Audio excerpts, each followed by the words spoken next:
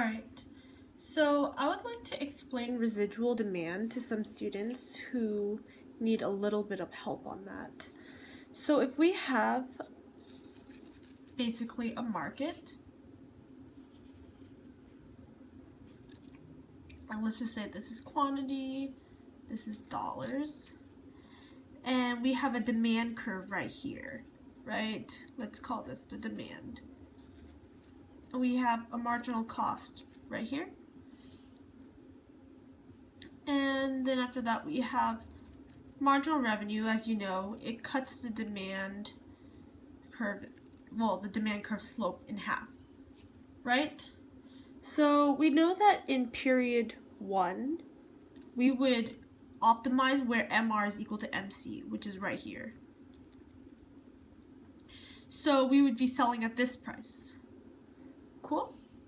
So what would consumer surplus be?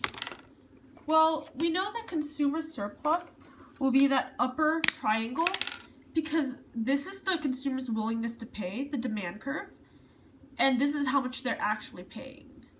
So let's see if highlighters actually work. Yeah, you could probably see that.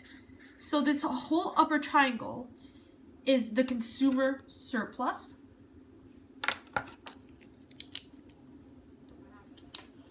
This is the consumer surplus. We know that producer surplus is basically total revenue minus variable cost. That's producer surplus. Producer surplus. So that would be this whole entire area here, right? And then after that, we have our costs down here, the things we lose.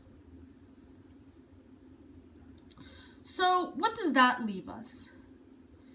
That means that for the residual demand, if we were to draw it, we know that we would be able to cut this whole entire market out and pretend that this whole area no longer exists. This whole area from this new axis that I drew and back, it no longer exists.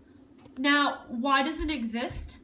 Because in stage 2, all the stage 1 stuff that we already consumed has been satisfied, has been dealt with. This is the rest of the market that did not get to trade. So again, what would be the intercept of the demand curve? The intercept of the demand curve in this case would be at the price that we originally set in stage 1. That would be the intercept. If the slope is 1, sometimes it's not, then the demand curve intercept here would also be P, would be the same as the intercept for the y-axis. Now the marginal revenue, the new marginal revenue, let's put marginal revenue R, would intercept at P1 over 2.